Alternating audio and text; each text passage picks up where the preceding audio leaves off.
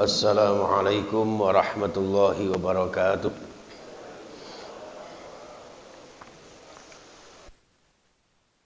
Alhamdulillah wa la ilaha illallah wallahu akbar.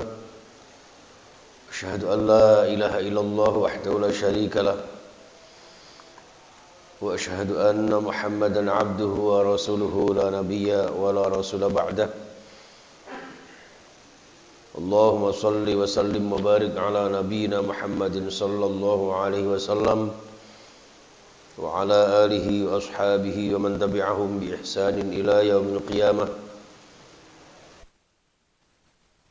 Wala hawla wala quwwata illa billah.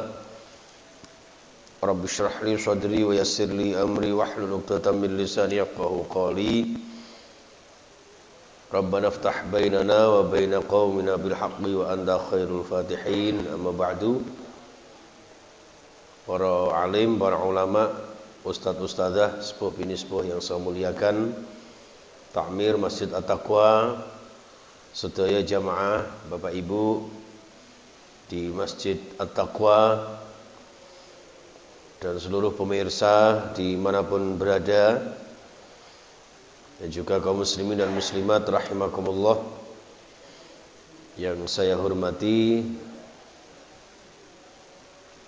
Pertama-tama bersyukur datang ngarsanipun Allah Subhanahu wa taala atas izinnya sekaligus ridhonya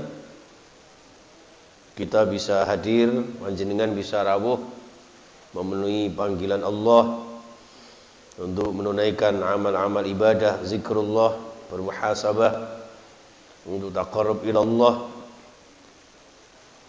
sekaligus mentazkiyah diri kita dengan kajian-kajian kita, menambah wawasan kita, sekaligus mempererat ukhuwah dalam bingkai silaturahmi kita melalui Masjid At-Taqwa, yang insyaallah Masjid At-Taqwa ini senantiasa dilindungi oleh Allah Subhanahu wa taala. Seluruh jamaahnya mudah-mudahan senantiasa diberkahi oleh Allah Subhanahu wa taala. Barokah umur kita, barokah rizki kita, barokah keluarga kita, anak cucu kita, dan juga barokah untuk dunia dan akhirat kita. Amin ya rabbal alamin. Salawat beserta salam kita hatur sembahkan kepada Rasulullah sallallahu alaihi wasallam. Baik jamaah sekalian rahimakumullah. Bismillahirrahmanirrahim. Maqalah yang ke-13, Al-Faslus Tsani fil Hikmatis Salisati Asyar minal Hikamil Athaiyah. Jadi untuk pagi kali ini kula jenengan mencoba untuk mengkaji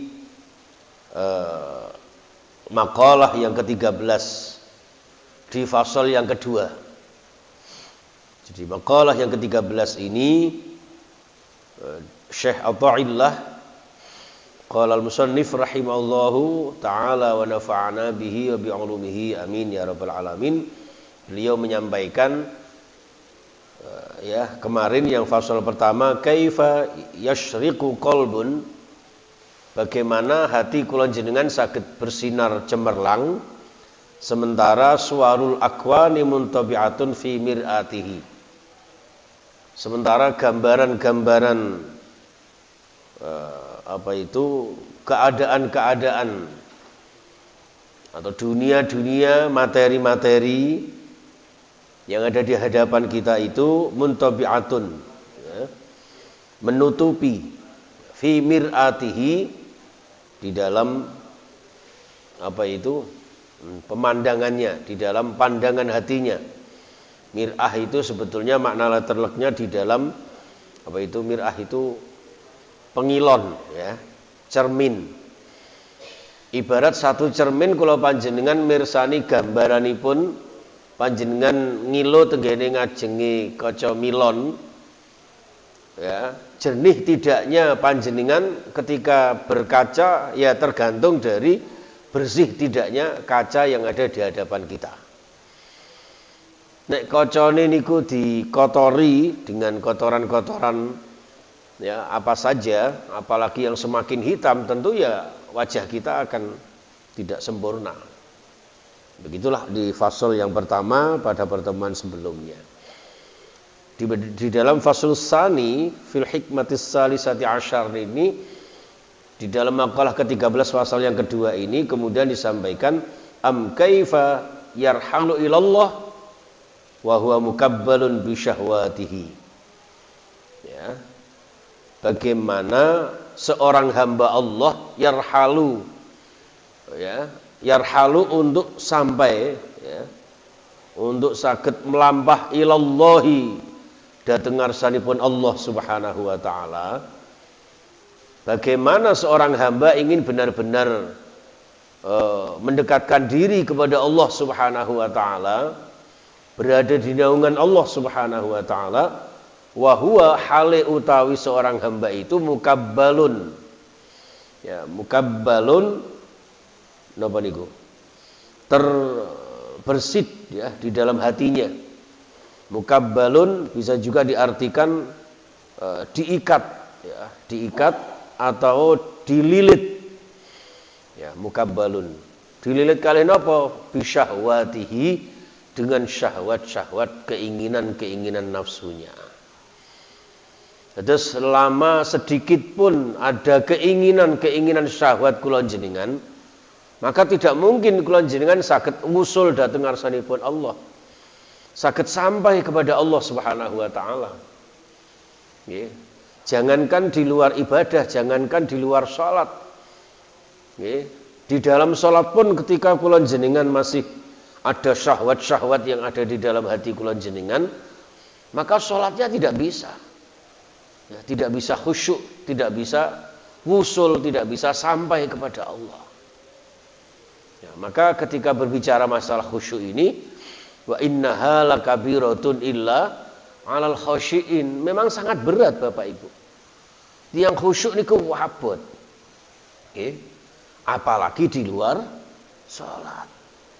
Saurip kula jenengan tindak tanduk salah bawa kula panjenengan, pengendikan, perbuatan dan perasaan kula panjenengan, ketika masih ada keinginan-keinginan syahwat nafsiyah, nafsu yang kula jenengan, kemudian dengan nafsu itu selalu membawa ambisi duniawi, maka tidak bisa seorang hamba itu sampai kepada Allah Subhanahu wa taala.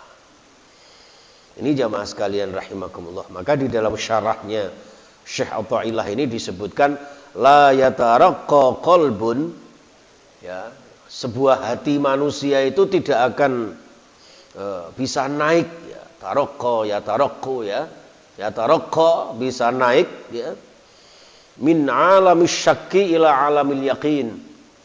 Seorang hamba itu hatinya tidak akan mungkin bisa naik menuju Allah Subhanahu wa taala. Atine kula jenengan niki mboten saged menghadirkan, ya, atau menghadirkan Allah di hati kula jenengan min alamis syakki ila alamil yaqin, dari alam keraguan, kebimbangan, kegalauan, ya, ila alamil yakin, kepada alam keyakinan. Ya, ngoten. Wa huwa hale utawi seorang hamba itu mutaqayyidun bisyahawat, ya, selalu terkait dengan syahwatnya. Ya, niki jamaah sekalian rahimakumullah, padahal Allah Subhanahu wa taala menegaskan di dalam konteks at-takasur, ya kan? Maka di sana disebutkan alhaakumut takasur. Akeh-akehan itu telah melupakan kalian semua. Bermegah-megahan, nggih, tanding-tandingan, saing-saingan, nggih, itu telah melalaikan kalian. Sampai digambarkan hatta zurtumul maqabir. Menungso niku nggih ngaten niki. Sampai tuwek, nggih, sampai tuwek, sampai elek, kecepet kelek gampangane. Lho niku nek atine mboten saged menghadirkan Allah, masih ada ambisi-ambisi duniawi, nggih, maka tidak bisa sampai satu keyakinan untuk sampai kepada Allah. Padahal Allah menegaskan kalla saufa ta'lamun summa kalla saufa ta'lamun. Kalla law ta'lamuna ilmal yaqin. Coba. Itu sampai diulang-ulang, saufa ta'lamun summa kalla saufa ta'lamun. Saking gak percayane menungso. Nggih. Saking gak percayane menungso, saking ragunya manusia terhadap apa yang akan digariskan, apa yang menjadi sebuah kebenaran dari takdir Allah Subhanahu wa taala setiap fase-fase kehidupan manusia. Sampai saufa ta'lamun. Wis toh, pasti kalian akan tahu, pasti kalian akan tahu. Lau ta'lamuna ilmal yaqin, seandainya kalian tahu dengan keyakinan. La tarawunnal jahim, sungguh pasti kalian akan menyaksikan betapa dahsyatnya siksa azab neraka jahim. Itu Bapak Ibu yang dimuliakan Allah Subhanahu wa taala.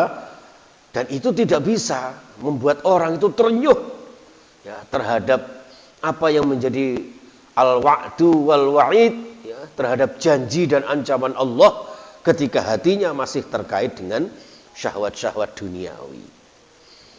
Ya, jadi contohnya ngeten, kula jenengan yakin nggih bahwa mati itu pasti ada ya. Al mautu haqqun ya. Dengan doa tahajud panjenengan itu kan selalu dibaca. Al mautu haqqun wal jannatu haqqun wan naru haqqun dan sebagainya. Jadi swarga, neraka, mati, siksa kubur, nikmat kubur niku kula jenengan kan percaya, Pak, gitu. Percaya. Tapi kadang-kadang mboten yakin. Nggih, mati itu pasti terjadi, wis kula jenengan itu pastilah, semua orang pasti mempercaya itu. Karena setahu saya, sekalipun panjenengan hebat, jamaah at-taqwa ini enggak ada kok. Saya dengar yang plungsungi enggak ada. Gitu. Mesti sedaya badhe sedo. Namun kadang-kadang niku mboten yakin. Napa buktine nek mboten yakin? Lho wis ora nek badhe sedo kok cik mentolo ngamal duraka. Ya kan? Maka digambarke tenggene kewayangan niku dosa muka. Dosa niku nggih, dosa, perbuatan dosa. Muka niku bisa diartikan wajah. Wajah itu diri seseorang. Panjenengan kalau doa iftitah kan wajah tu wajhiyah. Ya, jadi menghadapkan wajah saya ya bukan berarti hanya wajahnya saja mboten. Ya diri kula jenengan yang digambarkan dengan wajah kula jenengan itu. Atau muka itu dari bahasa muka. Kadang-kadang manusia itu tahu bahwa akan mati tapi masih melakukan, mendahulukan sesuatu yang durhaka itu seakan-akan dia tidak mati. Sampai ambisi duniawi mengalahkan ya, segala keperluan ukhrawi, bahkan menghalalkan segala macam cara di dalam mencarinya.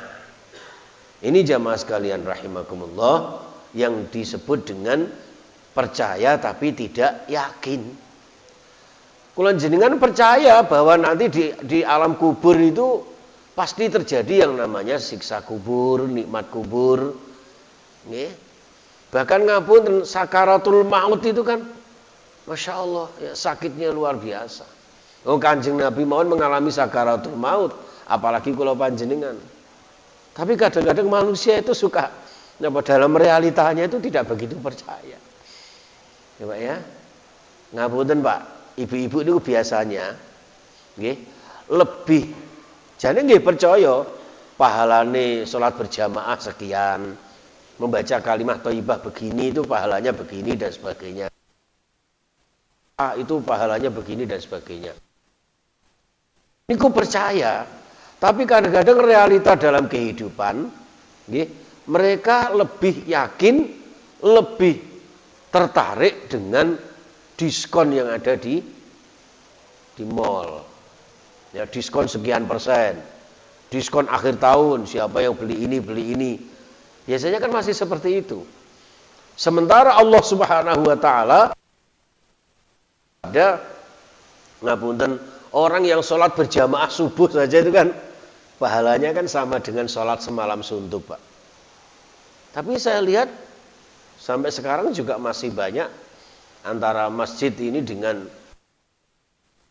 kami mana ngoten niku nggih. Nggih.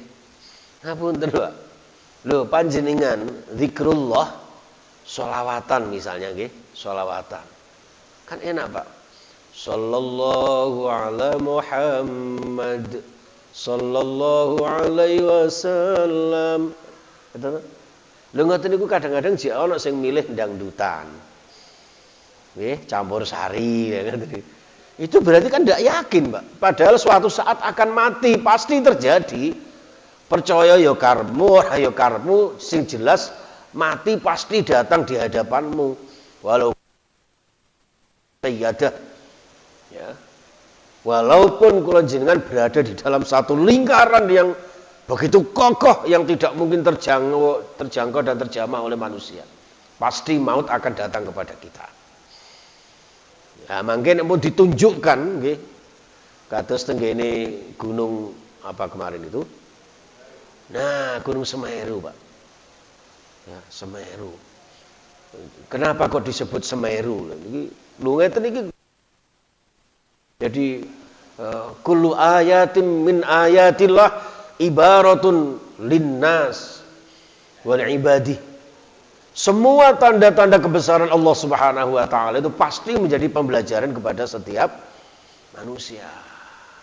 Ngerti enggak? Kenapa Semeru? Karena Semeru itu singkatan. Semeru.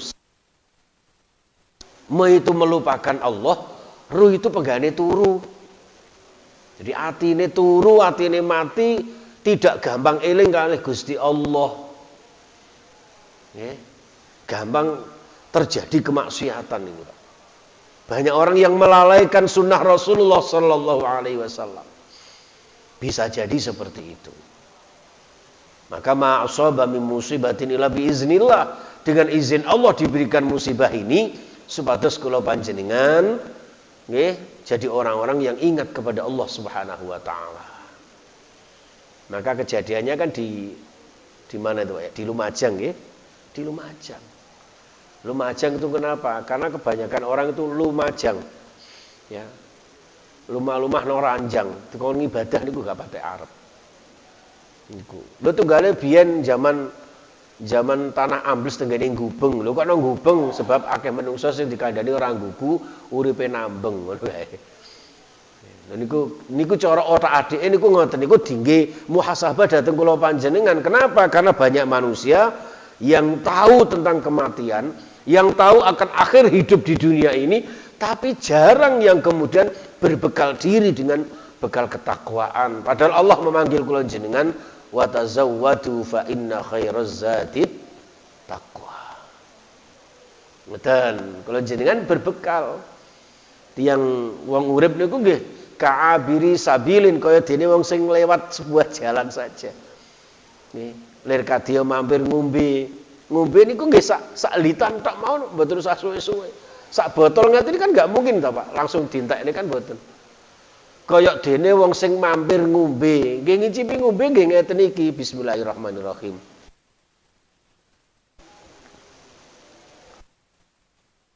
Urip niku ngoten niku. Yang niku tasik kathah ingkang napa nggih tidak yakin bagaimana nanti kemudian mempersiapkan kematiannya. Untuk itu jamaah Bapak Ibu yang saya muliakan, di dalam syarahnya Syekh Athaillah ini sang musannaf kemudian menyampaikan begini, yang qasimul yaqin ila arba'ati aqsamin. Yang qasimu ngedum membagi sapa Syekh musannif ini al yaqin ya dalam konteks keyakinan itu ila arba'ati aqsamin dalam 4 bagian. Terus keyakinan itu ada 4 fase, ada 4 jenis, ada 4 aspek. Bapak Ibu, yang pertama al-yaqinu bit-tauhid. Yang pertama yaitu keyakinan dalam konteks tauhid, benar-benar mengesahkan Allah. Keyakinan bagaimana kula jenengan benar-benar Allah itu Maha Esa, tidak ada yang lain. Walam yakul lahu kufuwan ahad. Tidak ada bandingnya, tidak ada tandingnya. Nggih.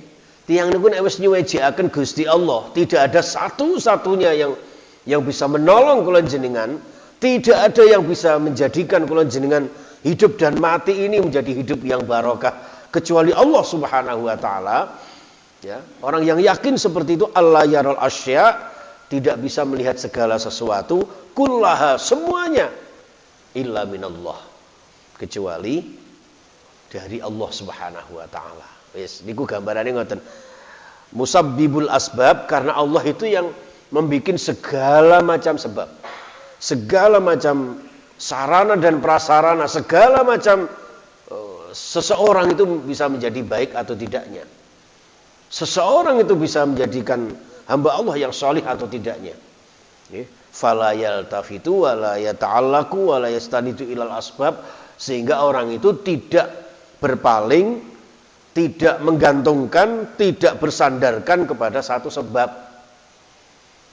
Betul. Makanya al yakin bi tauhid, benar-benar nyuwejekaken ati kula jenengan, mempersatukan hati perasaan kula panjenengan ya, dengan Allah Subhanahu wa taala. Kok umpama, tapi jangan kemudian dipahami secara letterlet begini. Allah wong kabeh iku teko Gusti Allah. Ya. Mangan ya wis, ora mangan ya wis, kerja ya karepmu gak karepmu, engko wayahe wareg ya wareg, wayahe sugih ya sugih. Lah niku ya ndak boleh.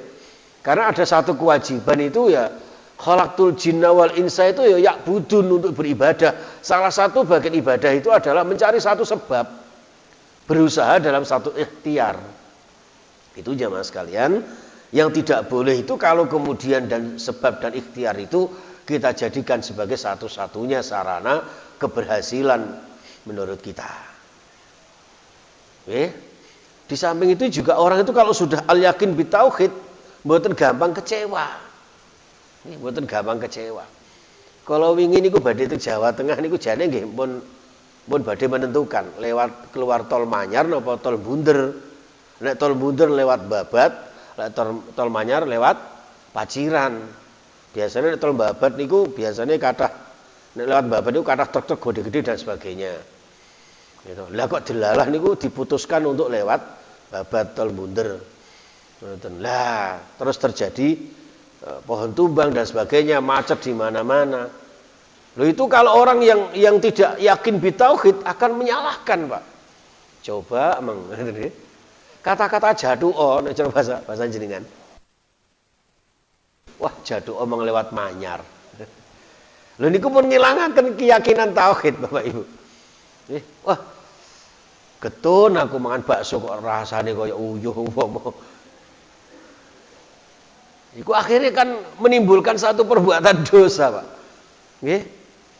Termasuk juga menyalahkan orang lain. Ya, coba mang sampean elingno, mang jane kan gak lali. Nggih. Pada pertemuan yang lalu misalnya hampir lupa, baru diingatkan.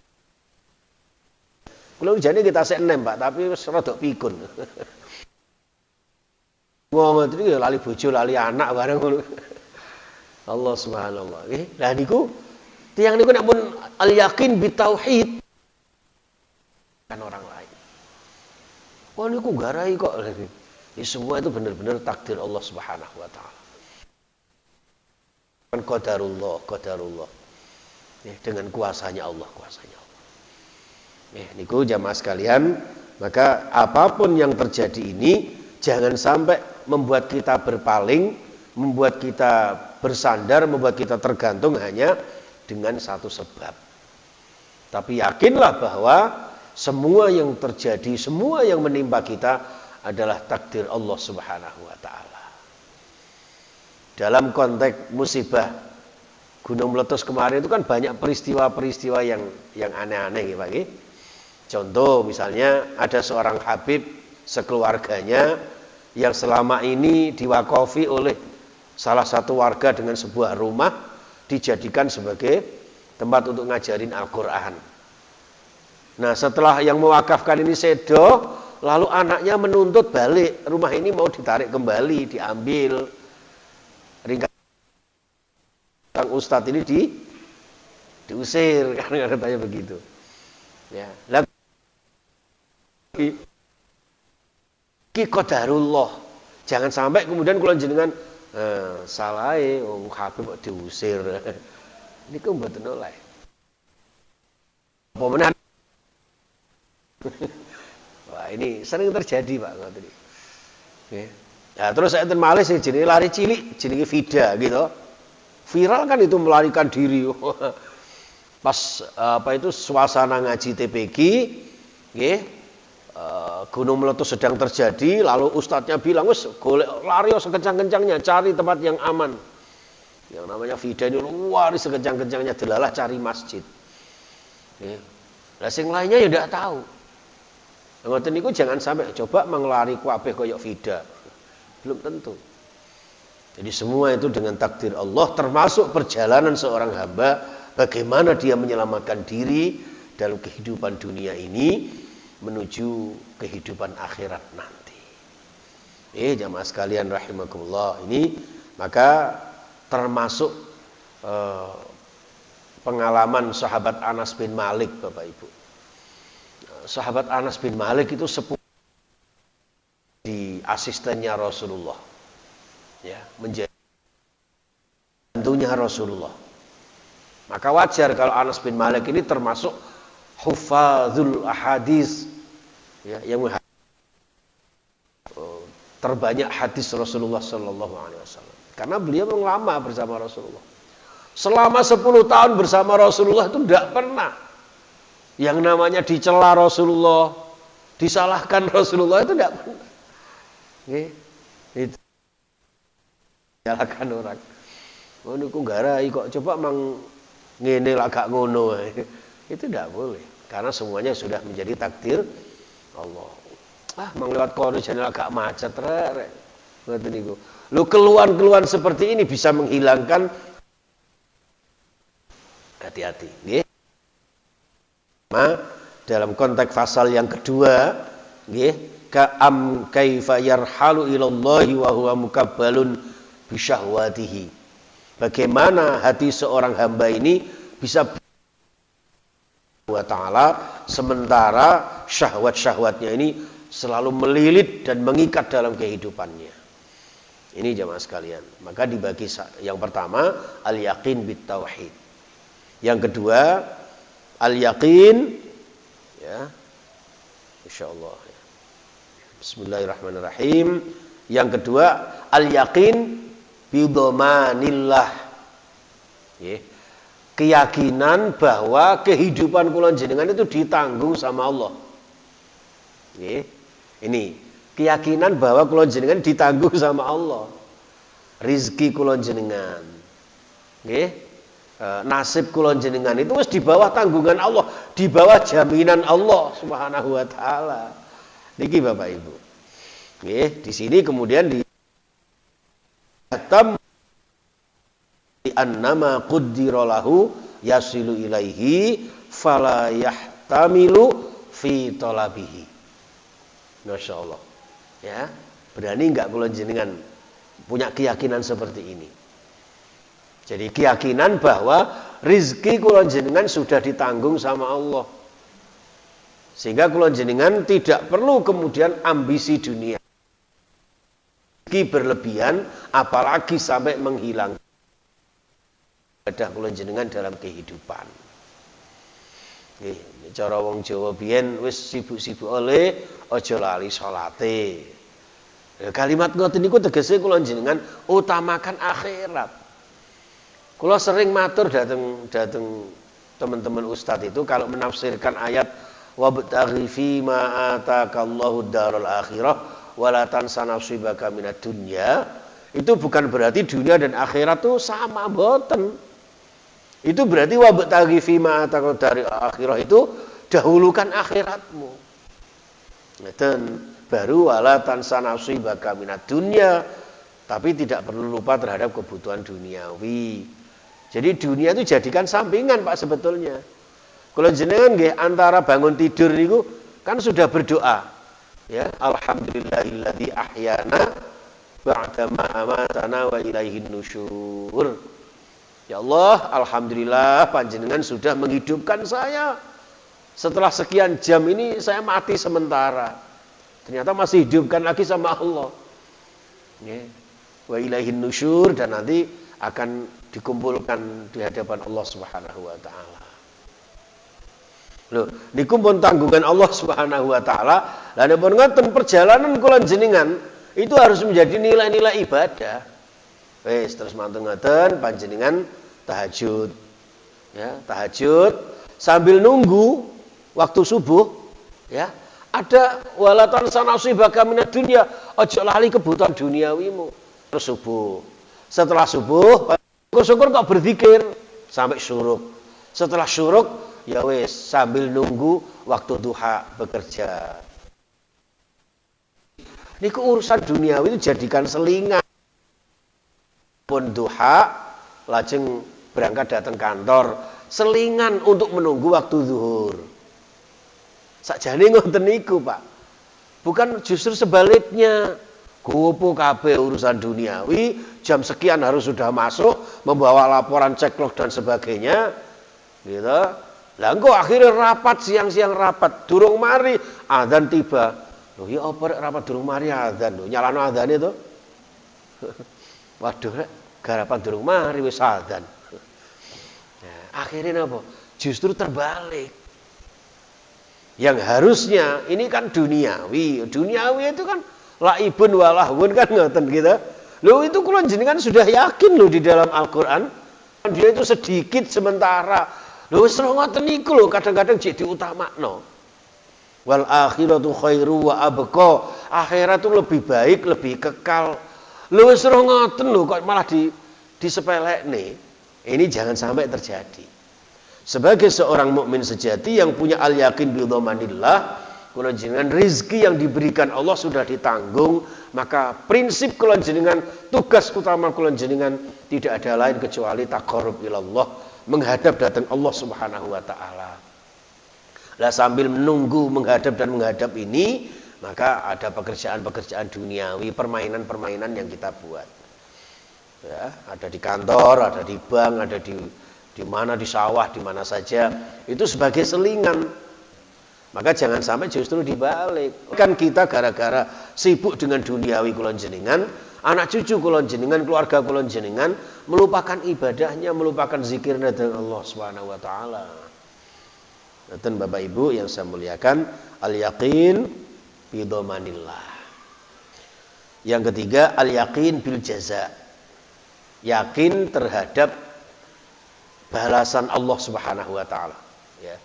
Yakin apa saja yang kita lakukan, fa innama ya'malu misqala dzarratin min khairin aw syarrin fasayarallah.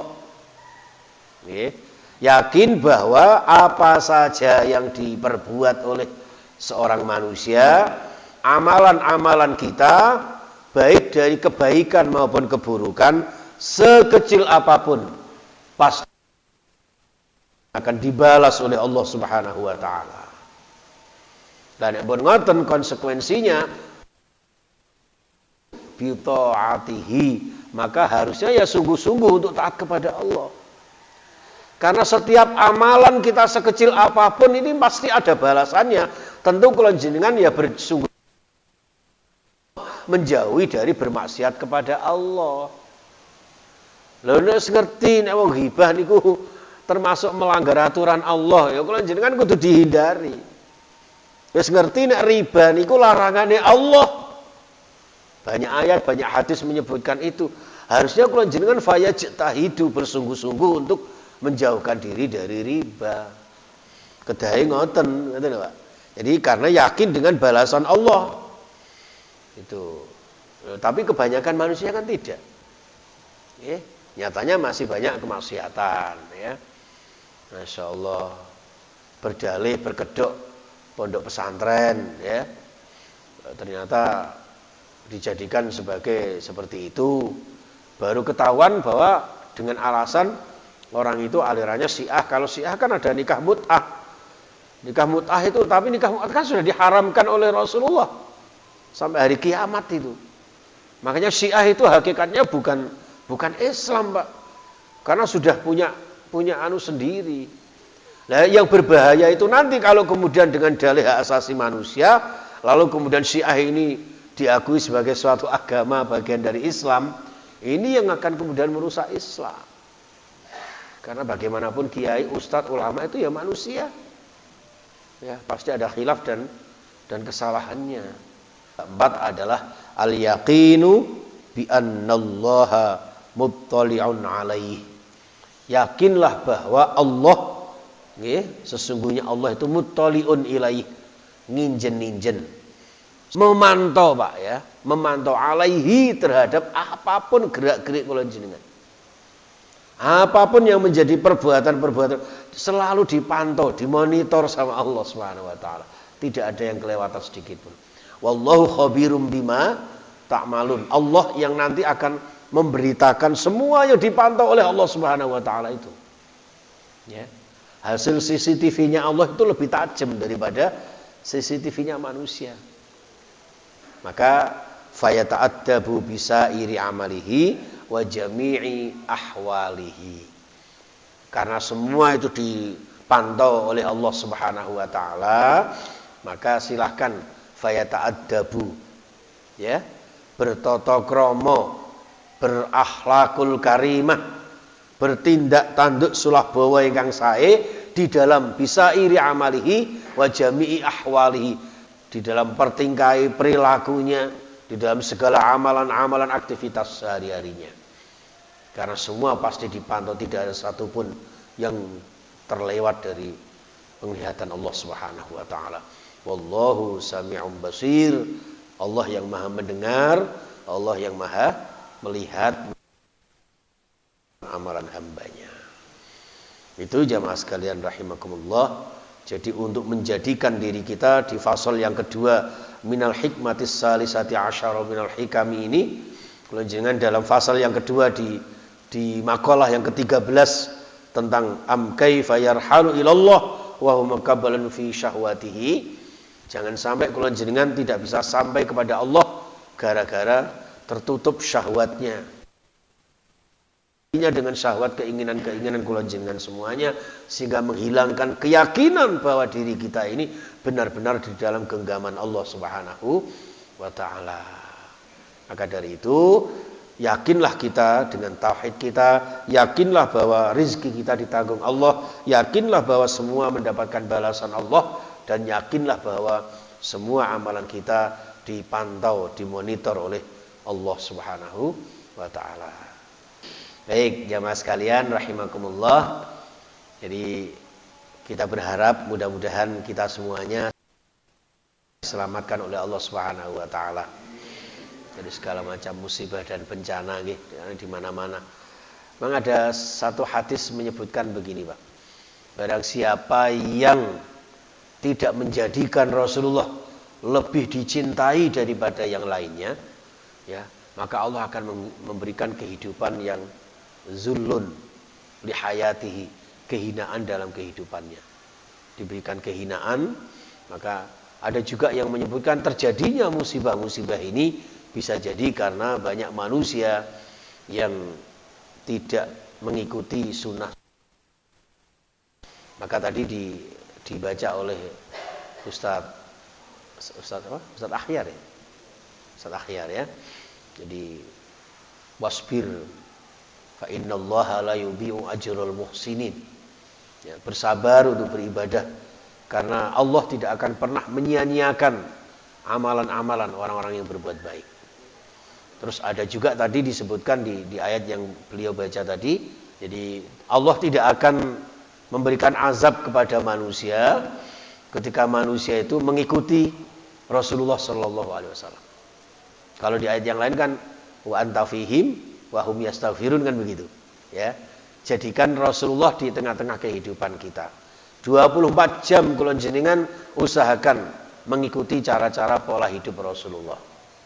Itu. Kalau ada salah-salahnya, ada khilaf-khilafnya, maka wahum yastaghfirun, banyak-banyak istighfar, banyak-banyak bertaubat kepada Allah Subhanahu wa taala. Nek cara lagune wong Jawa kan zaman wis akhir, bumine goyang, akeh wong sing gak gelem zikir, gak gelem mikir, tur yo pikirane mblayang. Zaman wis akhir, akeh maksiat, gak gelem zikir, gak gelem mikir, uripe nekat. Nggih, saya kira itu mudah-mudahan bermanfaat. Ada kurang dan lebihnya mohon maaf. Kita subhanakallahumma wa bihamdika asyhadu an la ilaha illa anta astaghfiruka wa atubu ilaik. Assalamualaikum warahmatullahi wabarakatuh.